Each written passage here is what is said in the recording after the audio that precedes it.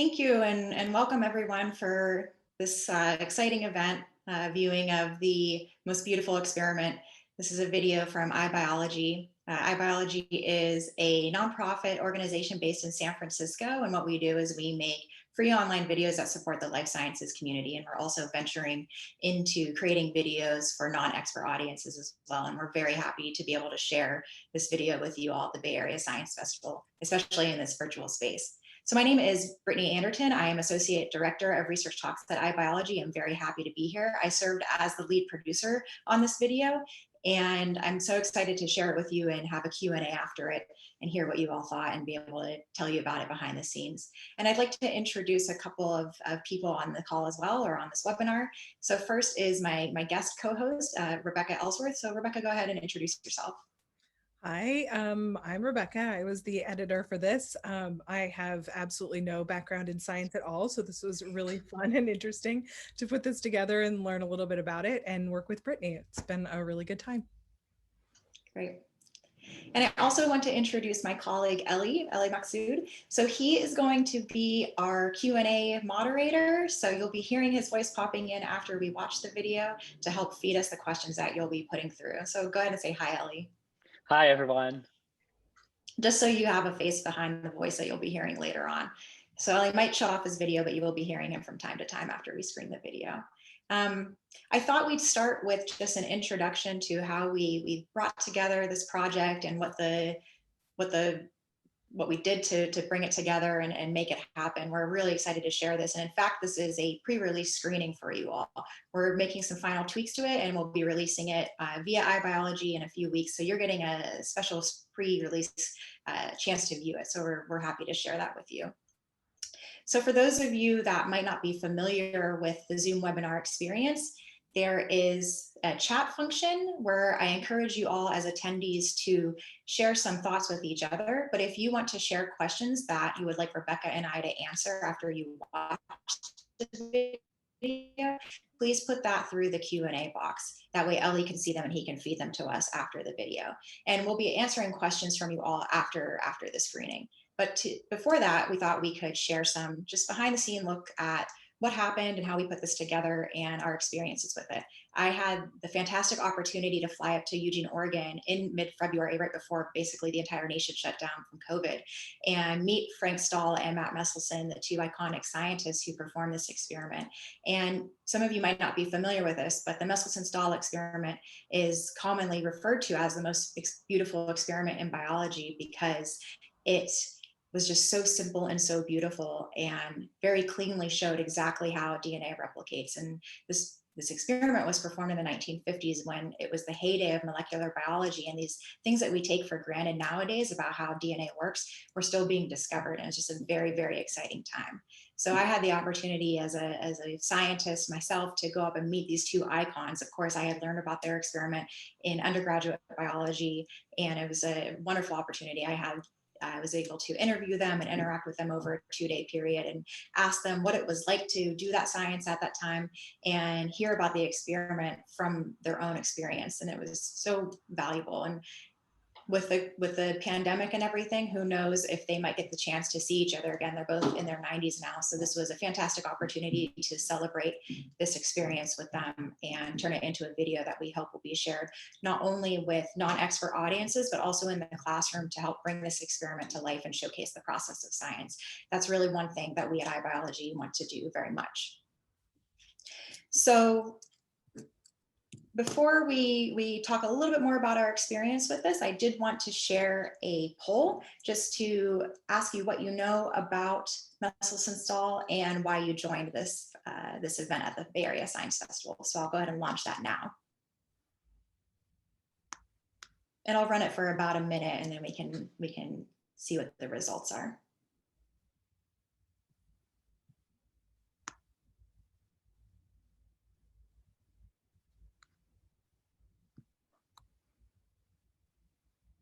Okay, so amazingly, it looks like 60+% of you have not heard of this experiment before. So that's very exciting that we get to share this with you for the first time, and we'd love to hear what you think about it.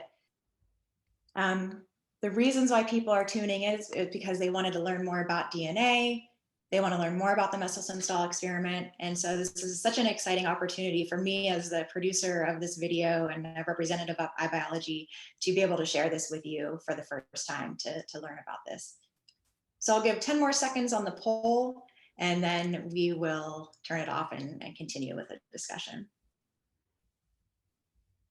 Okay, stopping now. And I will share the results. So this is really exciting. It's exciting to see that nearly 70% of attendees have never heard of this experiment and wanted to tune in to learn about it tonight. And that's exactly the reason you're tuning in, because you want to learn about it. So this is great and very exciting for us. We wanted to create a video that could be used as a teaching resource and not only show how this experiment was put together, but also showcase the humanity and the serendipity that happens with science. And you'll learn about that later. I do want to just ask Rebecca about her experience working on this video as an editor. And Rebecca, remind us, I think you don't have much experience with science yet? Basically none at all, you know, just my intro level college classes many years ago. So yeah, it was really, really interesting. I didn't know anything about this experiment. I looked it up before I started working on it and read like the Wikipedia on it. And it was fascinating. I got really, really lucky that Matt and Frank are excellent teachers and excellent speakers. So they explain things very clearly. So it was easy for me to put it into context and make it, you know, understandable, because I needed to be able to understand it. So I know if I can understand it, then the audience can also probably follow it. And luckily they made it very, very easy. They're excellent teachers. And it was just super interesting and really fun to work on. They're very charming, as I think you'll see. Mm-hmm. Yeah, I think that's true. And I think having your viewpoint as a non-expert, I think, was actually really valuable, because I had my set of expectations coming in about what we wanted to cover, what I thought were the essentials, but you had the lens of, well, how do we put this together as a story and make it accessible to people who may not know about this experiment? So for those of you that are tuning in and haven't heard of this experiment or read about it, we are so excited and have you learn about it, because it's truly one of those things that is so iconic in the history of biology. So without further ado, I think that we will go ahead and share the video with you all, and that will enable us to transition to the Q&A, and that way we can really answer your questions about the behind the scenes experiences with it as well. So Rebecca and I will stop our videos and mute ourselves, and I will share the video. One thing I do want to share as well is that in the chat right now, I'm going to turn on my chat here. I'm going to share a link to the video as well on Vimeo.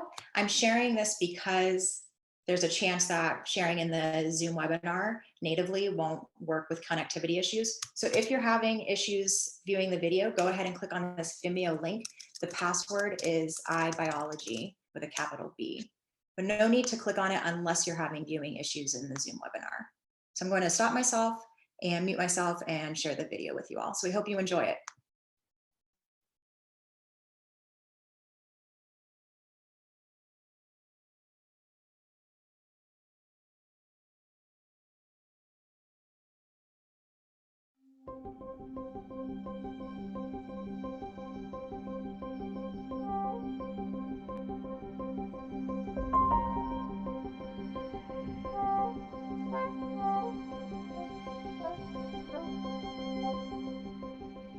John Cairn said on the telephone in a very excited voice he had just read Mendel's papers.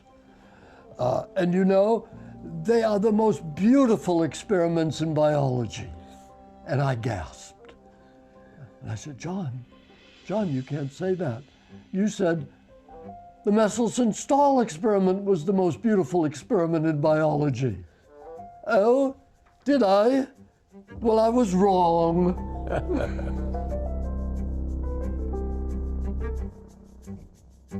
Watson and Crick didn't make a discovery. They proposed a model. There are those who believe this model must be true because it was so beautiful. And there were those who believed it must be wrong because biology is complicated and this model is too simple to be right. Would you say it? Exactly, Yeah. yes. But there was no experimental proof of it. They had a model which made a distinct prediction about how DNA replicates, and it needed to be tested, and it's fun to test the hypothesis. We agreed that we were going to work together to figure out whether or not it was right. When Frank and I showed semi-conservative replication, it wasn't just a model, it was something real like that. After our experiment, it was now widely accepted that their model, Watson Crick model, is right. So it became the building block, you might say, for all of biology. Yeah. From very early childhood, I mean practically infancy, I loved science. I loved to put wires together, to make little radios, which I could put under my pillow so my parents wouldn't know that I was listening to them all night long. And then I was very interested to know what makes life work. And there had been, I think, in the house, maybe even in my bedroom, that painting by Michelangelo, of God up high and Adam below, and they're touching fingers. And I don't know if there is a spark. I don't think there's a spark in the picture, but I'm not sure. But to me, that meant that life is somehow electrical, that God is providing life through a spark. And for some reason, that made me interested in electrochemistry. Unlike Matthew, I had no particularly strong interest in science as a youth. It was understood that when I graduated from high school, I would apply to the Naval Academy. That's what my mother had in mind because she thought I would look good in dress whites. But then, of course, World War II broke out, so that plan changed fast, and she decided I should just go to college. I think I was just too young to understand the courses in humanities. I hadn't had enough life experience to get a grip on the questions they were even thinking about. Science, on the other hand, was concrete. Children can grasp science. And among the sciences, biology was the most appealing. There, the fun was that you could figure out puzzles. That is, there was a rational, concrete, quantitative explanation for what you saw. You could reason backwards as to what must be going on. And that intrigued me enough to know that genetics was something perhaps I could do.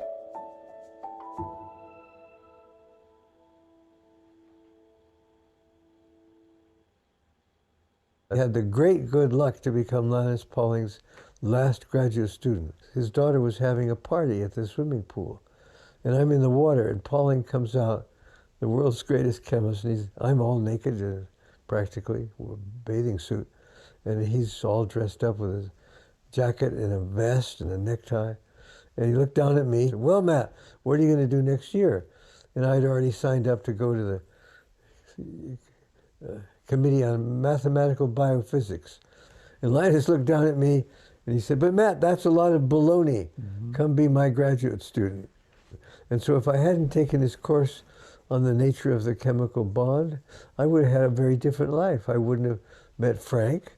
I wouldn't be sitting here, that's for sure. At the end of my PhD exam, as we were walking out of the little exam room, Linus Pauling turned to me and he said, "Matt, you're very lucky. You're entering this field just at the right moment." Yeah. At the very beginning. Yeah.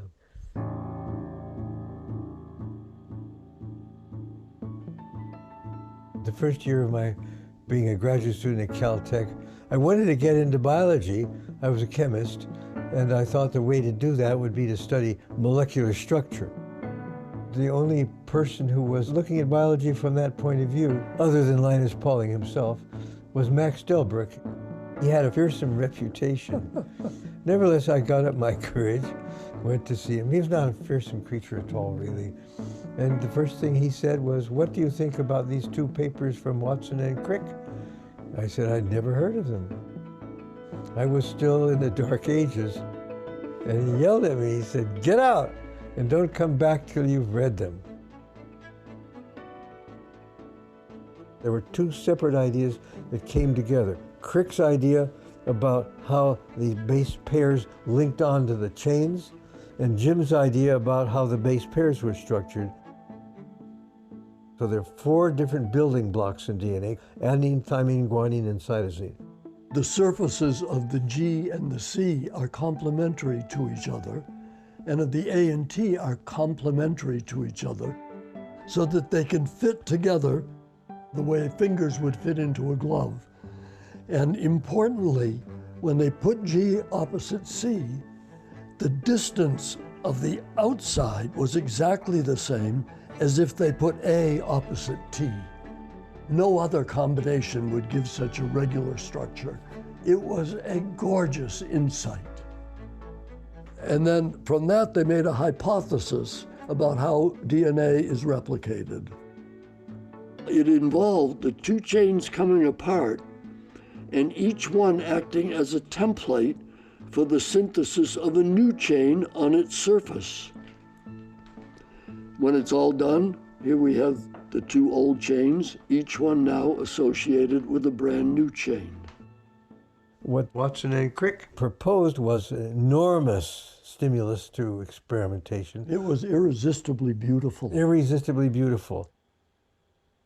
Jim Watson was at Caltech the year after he and Francis published their papers. And so I got a chance to talk a lot with Jim then. And that coming summer, he was going to go and teach the physiology course at Woods Hole. I was a graduate student at Rochester at the time. My chairman of the department, who was also on my committee, said I had to take a course in physiology. And I said, the physiologist teacher here is a jerk. I'll be damned if I'll take his course.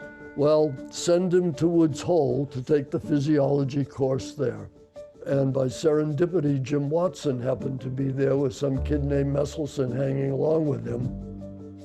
We found that we had, in fact, deep common interests. I realized this is a guy who's really very smart and I can learn a lot from him.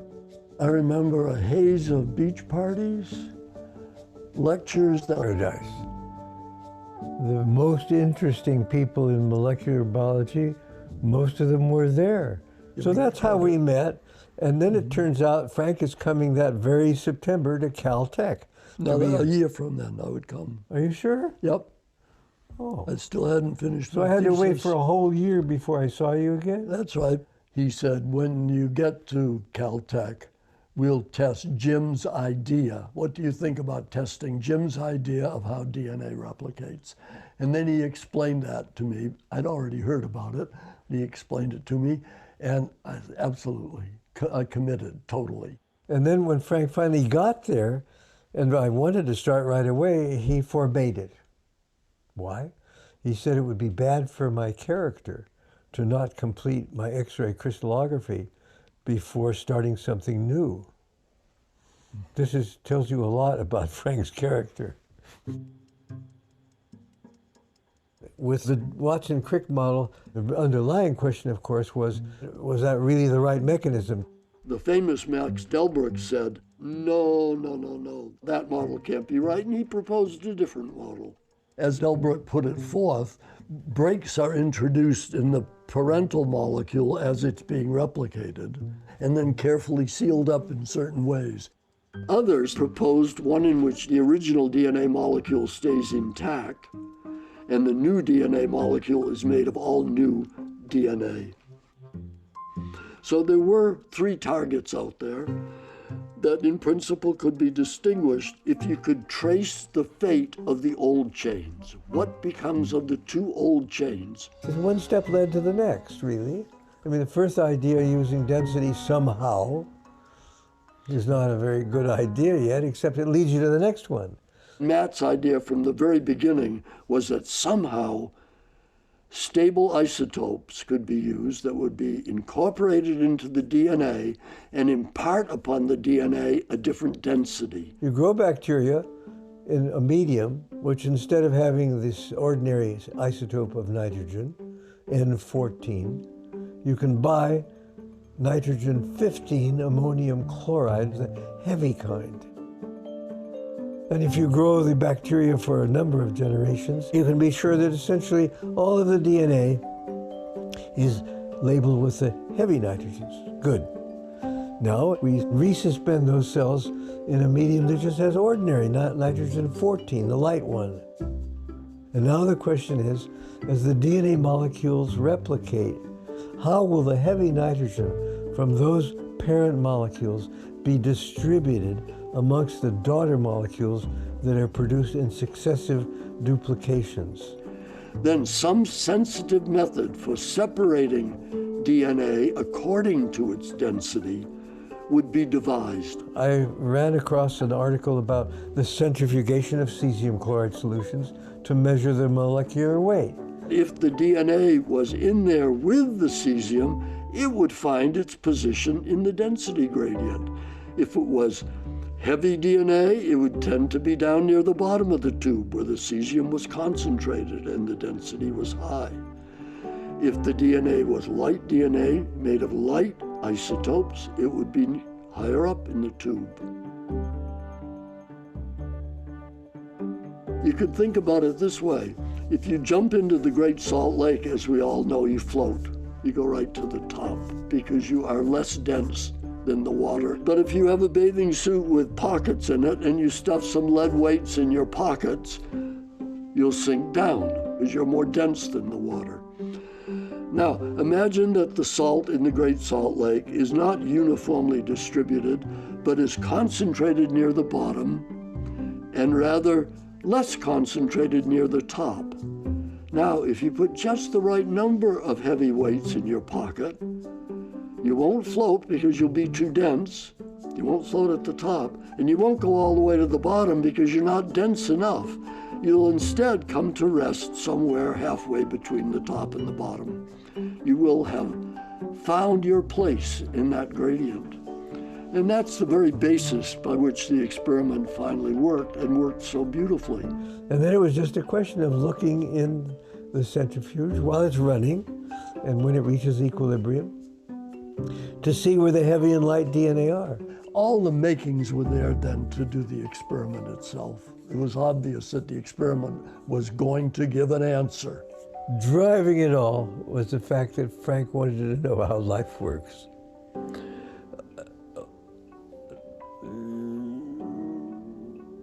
Yeah. I mean, that's, yeah. I don't know that that drove it all, but. Each person is trying to come up with something as a gift to the other guy. That's true. I think. That's true. So it becomes a very connected relationship. Because the next day you want to have something to offer. Matt was ready to step out into an area, pretty heavily uncharted, to answer an important question. And the pieces had to be built as he went along.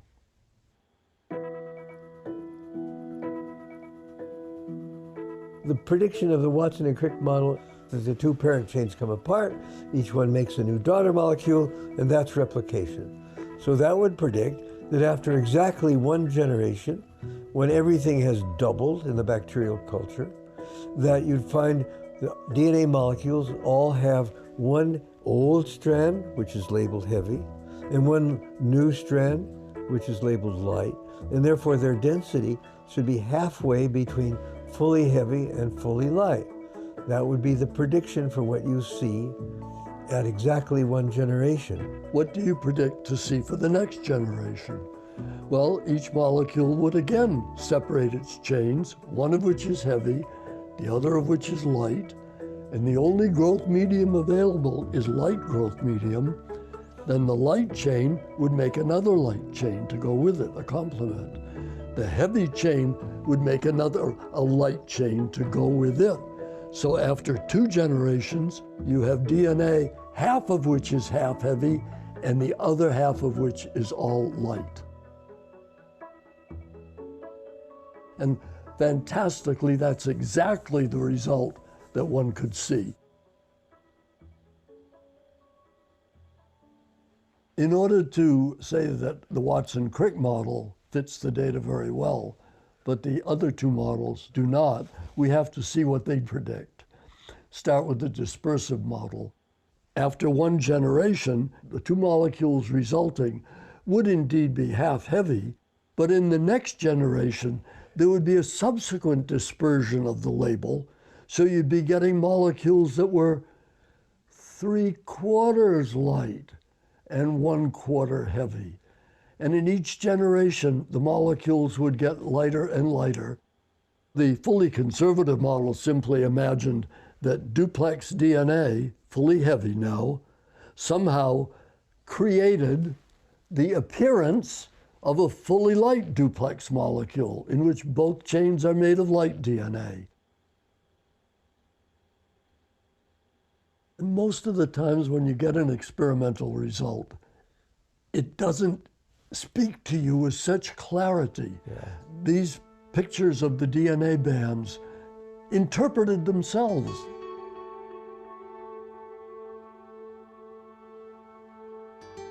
It felt like Of a little course. supernatural. It felt like you were in touch with the gods or something like that. I remember I presented this result that summer, early in the summer, in France at a phage meeting, complete with the photographs of the density gradient bandings. And at the end of it, I stopped, and there was total silence. And somebody said, "Well, that's it."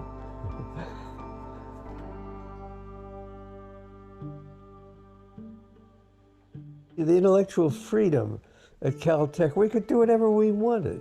It was very unusual for such young guys to do such an important experiment. So suddenly, whereas before that, like Max would be talking with Sinsheimer about the genetic code, and before we did our experiment, I was definitely not, at least I felt I wasn't supposed to be at those discussions. But afterwards, I could be a full member. We had this wonderful house, big house, across the street from the lab, and our roommates, we talked about these experiments at almost every dinner. So we had this wonderful intellectual atmosphere. John Drake, Howard Temin. Why are you frowning? You told the dirtiest jokes I've ever No, heard. that was Roger Milkman. He told even dirtier jokes. Well, okay, that's Well, you're right. They held Yeah. positions 1 and 2. That's true, that's true, that's true. So it was a very lively, intense, friendly atmosphere. It was lively enough and conveniently located enough that over time we had visits from William O. Douglas, Judge Douglas, Judge Douglas of the Supreme Court, and we an had visits. Oregonian. Here, Dick Feynman, probably one of the world's greatest physicists at that time, or maybe ever, palled around with us. He came over to our big house and played his drums, sat down on the floor and played the drums. I'm just a graduate student and he's the world's greatest physicist. But that's what it was like. It was a very friendly, wide open place. Frank and I are very lucky. The way I think of it is that there's a river, which is the period of time when the fundamental things, the structure of DNA, how replication happens, the genetic code.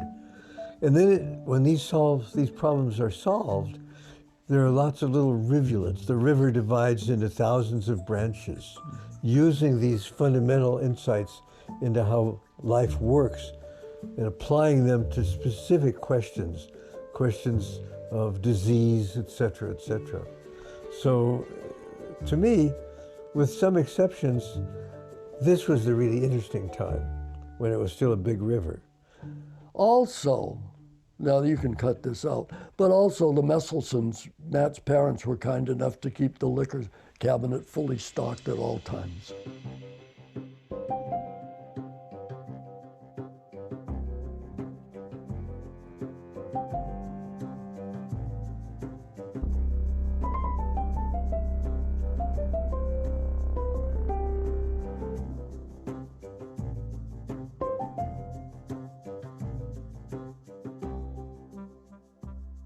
My throat is a little bit I have the cough drops. suffering. Non-alcoholic beer. No. I require a margarita. I've worked for the CIA with the giant squids and all that. I've vaporized many people including many of your friends. I know. Big black beard, and blew out some of his pipe smoke, and still holding his pipe stem in his teeth, said, "Oh, Matt, history is just what people think it was."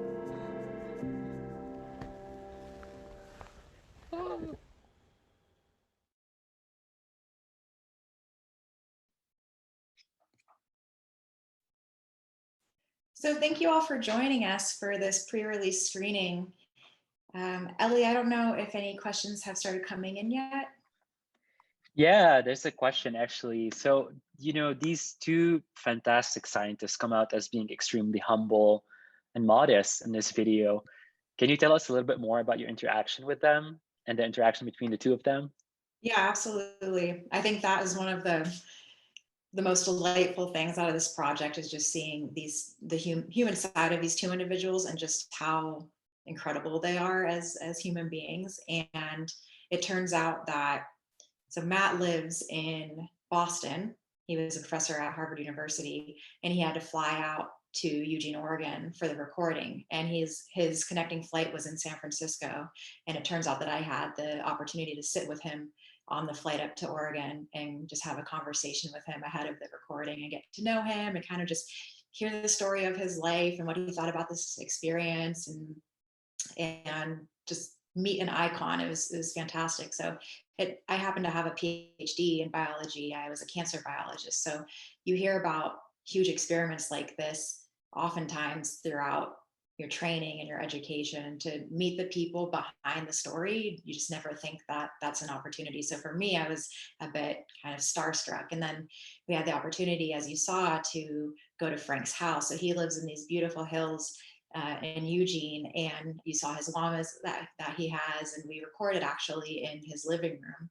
And these two are just absolute delights. They are so funny and sweet and endearing, and wickedly intelligent still, even at 90 years old. They remembered, as you saw, all the names of the people that they interacted with back in the 1950s, and all of the different studies that were done around that time. Even though they have continued in research for decades after, they remember exactly that period. So that to me is just stunning, and speaks to just the major role that they have played in science. Awesome. There's a question also for Rebecca. So Rebecca, this is a movie about a very specific and technical scientific experiment.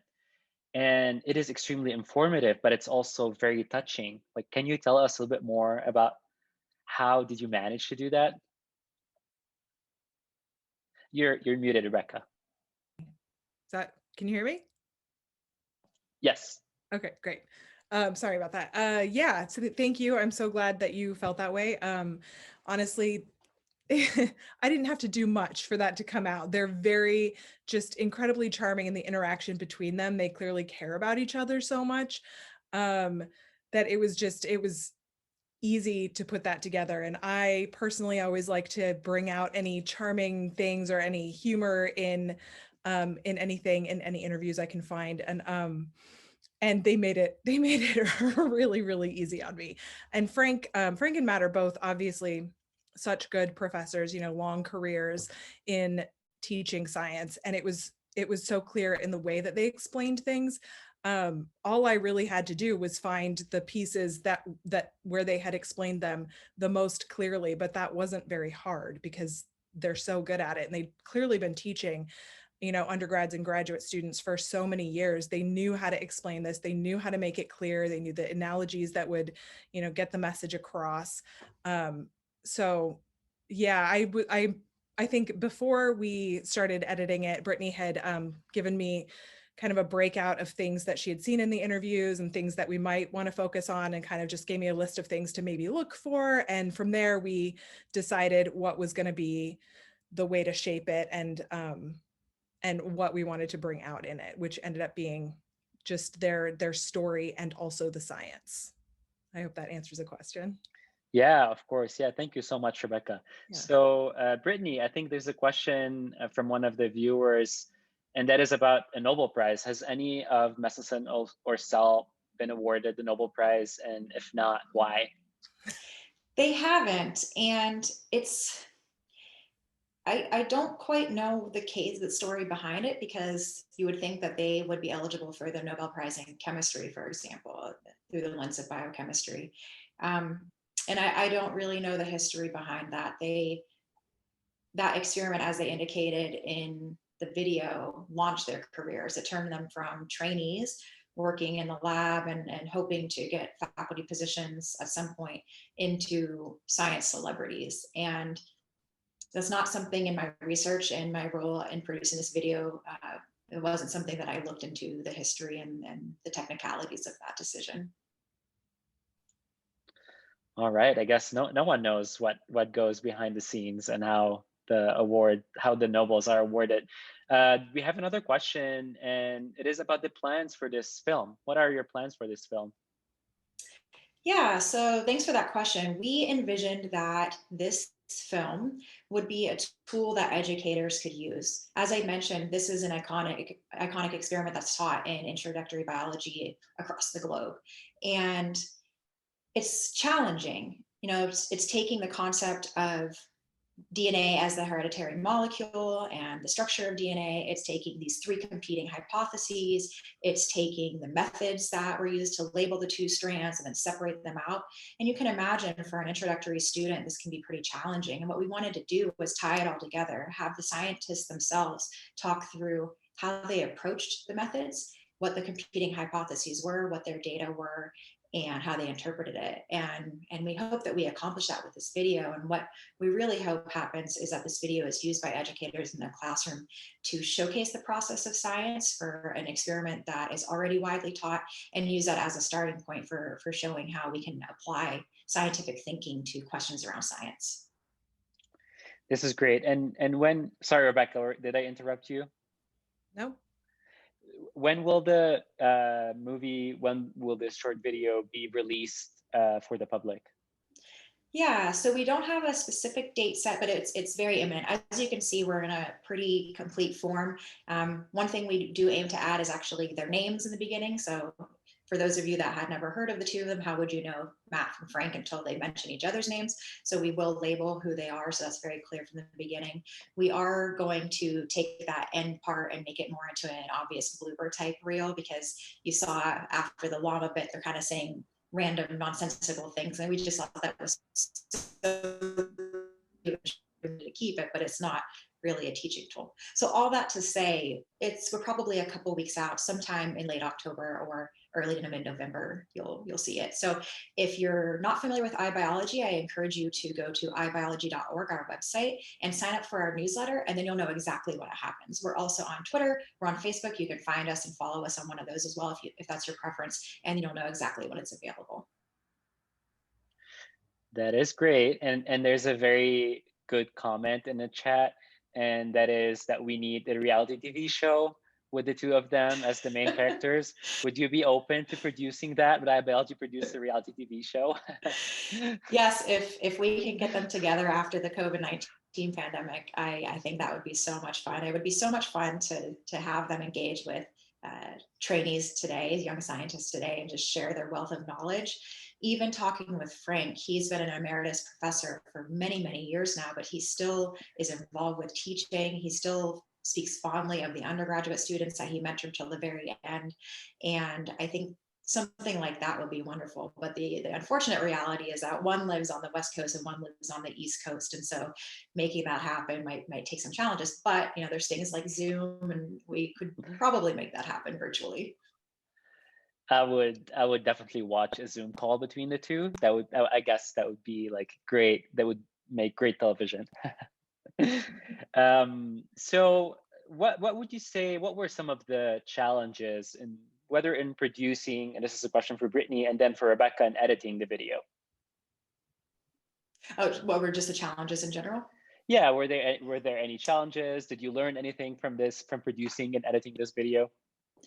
Yeah, well, Rebecca, I feel like I've been leading quite a bit. Why don't you go ahead and start this one? Okay, yeah. I think challenges, I mean, always with something that's sort of documentary style, interview based or verite, the challenge is finding a story that structurally makes sense to the audience, that, you know, that has like an arc to it, but also in something like this, making sure that the science is clear. And like I said before, that wasn't very hard since Matt and Frank are such great teachers, but we did want to make sure that people could follow it, understand it, people who'd never seen it, heard of it before, and I had never heard of it before. So those were, yeah, I think those were the main challenges on the editing end. Brittany, what do you think?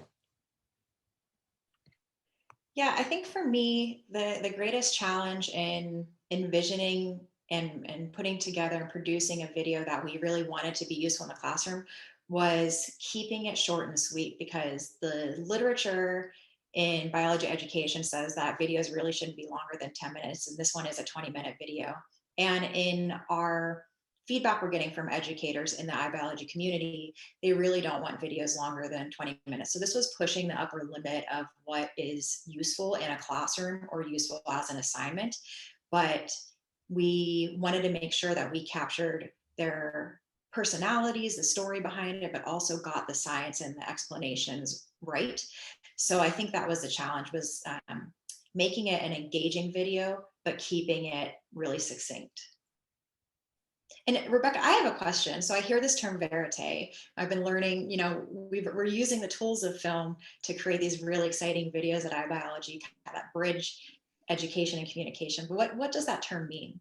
Verite basically means real life. So it's like when you see a documentary that's followed people around in their lives and just been like a fly on the wall, that's a verite documentary. Great. So something that you've both touched on is how well these two older scientists communicate their science and their experiments and research. And I know that nowadays, you know, scientists struggle in doing this. Can you talk a little bit more?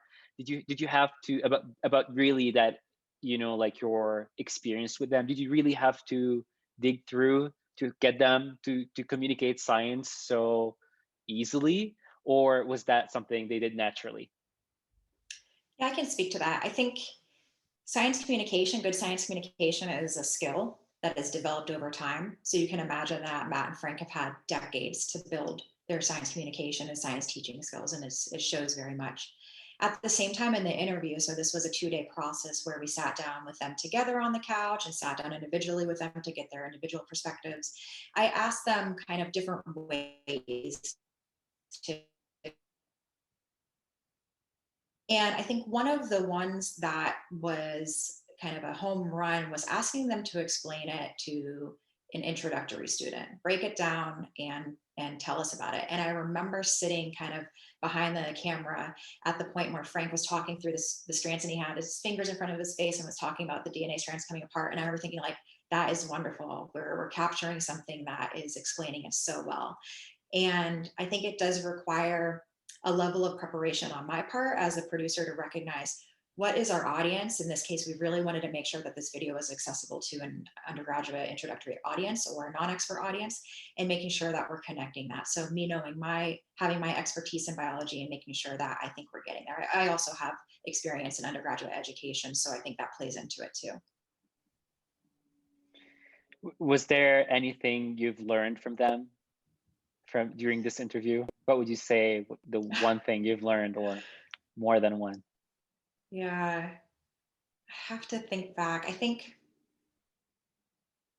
the thing for me is just how much of their identity was built in the science they did and the contributions that they made, and how wonderful that is. I think that for me, I as a graduate student especially, I viewed science as being something, you know, I'm at the bench and then my home time is my me time. But for them, it just seemed so much that science, they ate, drank, and breathed it. And they even talked about that when they were in graduate school. They're sitting around their dinner table talking about more science. And I think taking pride and love in something so strongly and making sure you're identifying your passion and moving forward with it. So I'm no longer at the bench, but I found my passion in creating projects that can communicate and educate other people. So that's been kind of a learning opportunity for me.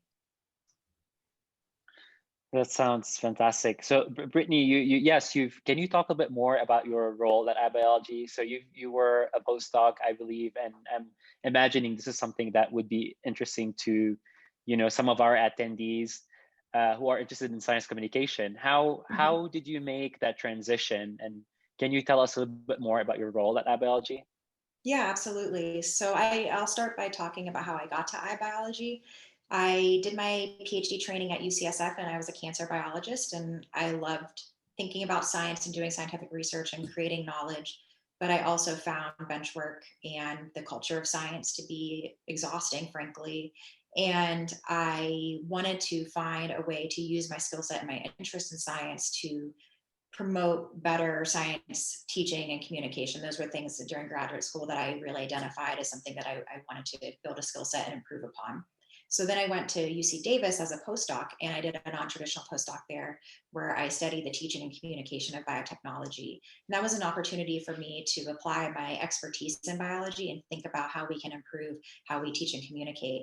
And so I was there for 3 years. And during that time, I began to think about how we can apply this. So I was doing more of the research and theory side of things, but what about the practice? And that led me to iBiology, where I'm a practitioner now in the science communication and science education space, so that I'm creating these videos, but I'm using all of my years of expertise and experience leading up to now to inform what I'm doing.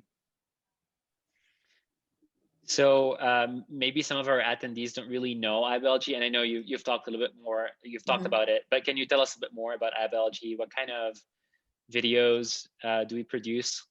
Yeah, absolutely. Thanks for that question. So it turns out that the video that you've all watched tonight, and I don't know how many of you may have attended last night's event too, these are kind of a new flavor of videos for us.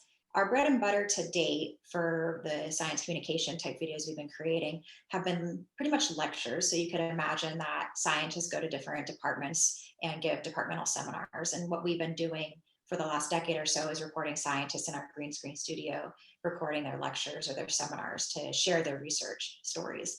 And while that's something that we will continue to do, we are also moving in this vein of really intentionally thinking about how we can help scientists share their research stories and do it in a way that kind of unites the toolkit of filmmaking. So by adding graphics and music and interview styles so that we can show the human side of science and get inside scientists' head about the process of what they do.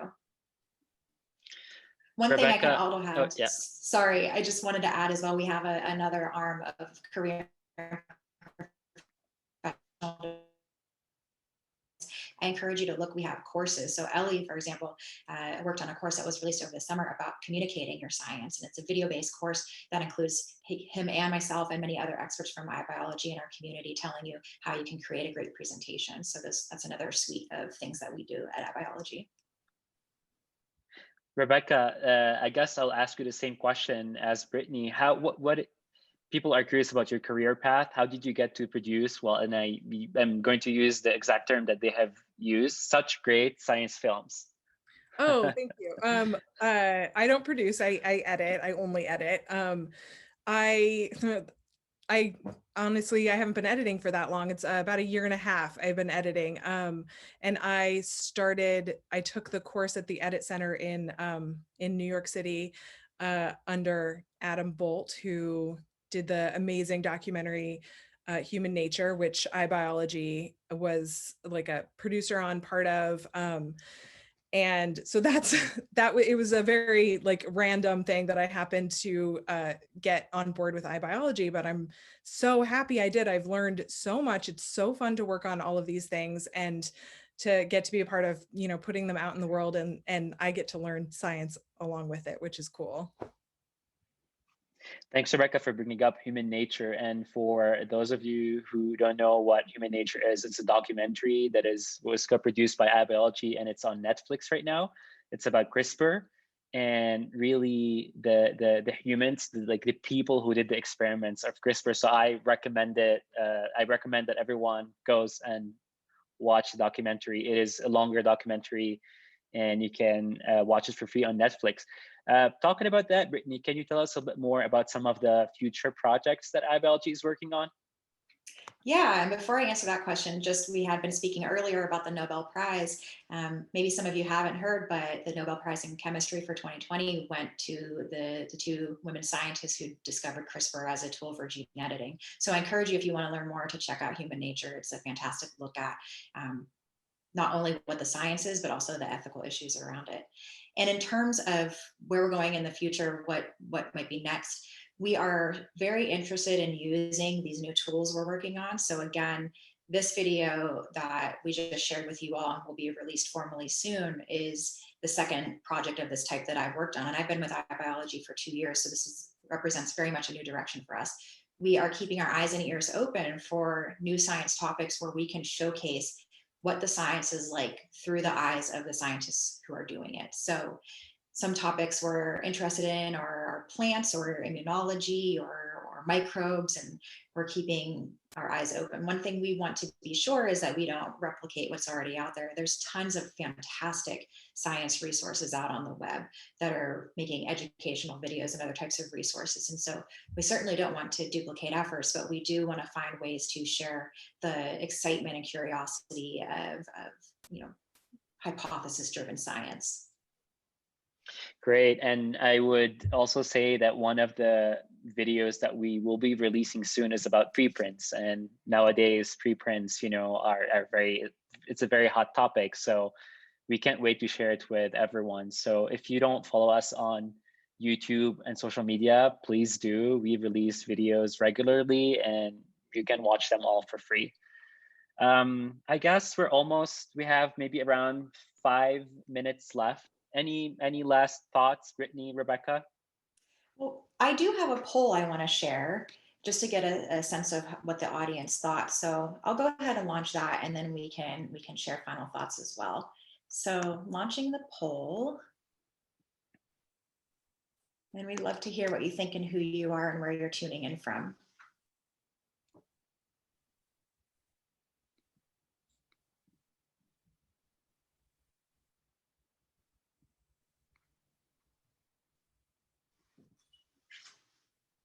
Great, so I'm seeing some responses come in.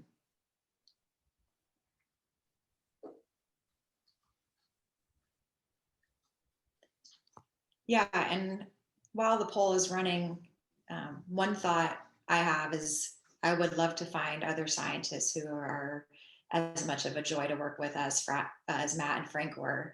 So please let us know if there are scientists out there that would be as great on film as they were. They made the efforts of this video very easy.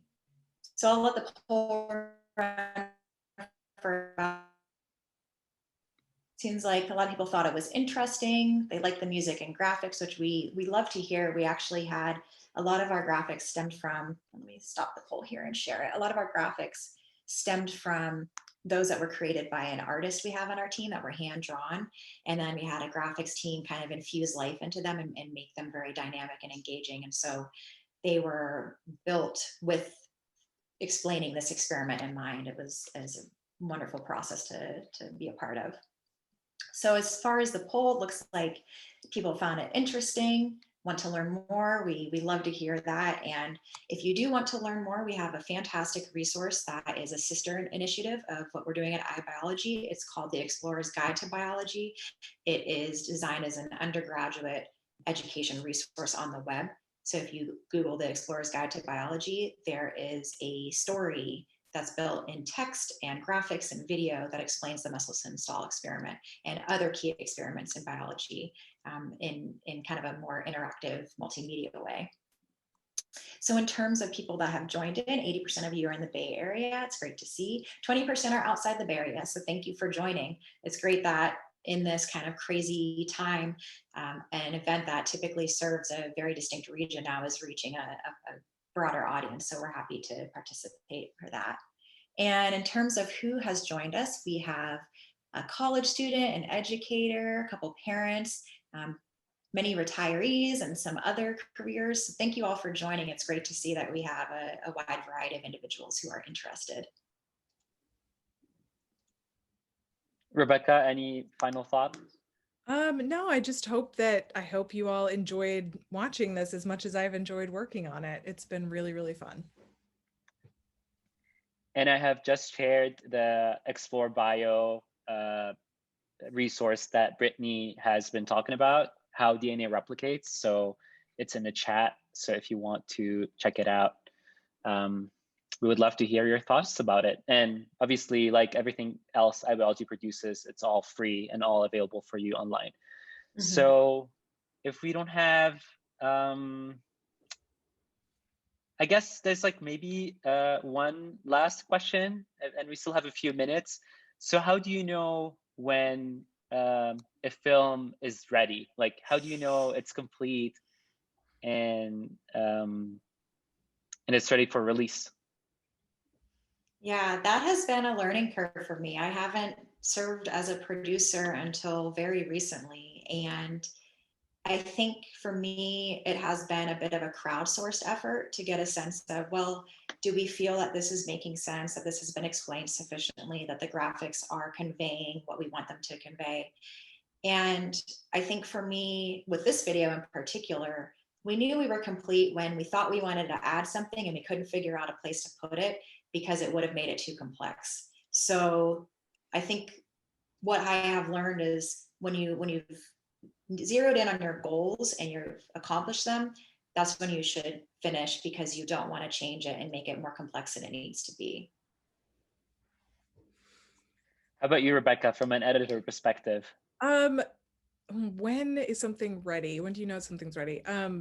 I think, like Brittany, this has been really like a crowdsourced effort. And I think that's really helpful. Like sometimes it's too many cooks in the kitchen, but in this case, in iBiology, everyone has really smart and interesting input, and everyone just wants it to make sense and wants it to be clear. And I think once everyone was in agreement that like, oh yeah, this seems to make sense, it seems to be clear, we all enjoy watching it ourselves, then it was a group effort, and I think everyone agreed at the end, like, yeah, this feels finished. And yeah, so I guess when everyone kind of agrees that this feels finished, then that's when you know it's ready to release. And sometimes that works better than other times, but with this group at iBiology, it's easy to come to an agreement. It's easy to work together. And one thing I could add is that there have been so many resources, just like this Explore Biology resource that Ellie linked to. There have been so many that have been used to teach about this experiment and explain it. And so we had a lot of resources, or at least I did, that I could refer to about what are the core. That might not be the case for other topics that are kind of new to the teaching space. And so it might be a different shape every time we do this, but this was certainly one where once we felt that we had explained it sufficiently, we were ready to go. And I guess Jim has a question that I will be able to answer. So he wants to know how can the public or attendees know when we release new movies. And for that, you can sign up to our newsletter. I've dropped the link in the chat, and you can also follow our YouTube channel. And then you will get a notification whenever a new movie is released. And we do release movies very regularly. So keep your eyes open and look at your inboxes. So Brittany, I will let you end this event. Thank you so much, Brittany and Rebecca, for giving me the opportunity to moderate today's Q&A. And yeah, thank you, Ellie. Yeah, thank you. We appreciate it. Yeah, so thank you all so much for joining. In addition to the newsletter that Ellie mentioned, we also are on Twitter and we're on Facebook. So whatever you prefer to connect with us and learn about what we're doing, go ahead and follow us. And if you prefer that the information comes in your inbox, then go ahead and sign up for our newsletter. We really want to expand our audience, especially for those that are science enthusiasts like yourselves that want to learn more. We're hoping to create way more great videos like this in the future. So thank you all. I think we are ready to go. Thank you, Rebecca, for joining me. And Rebecca will be joining the team on iBiology. So we're so happy to have you. Thank you. Thank you. Create more things in the future.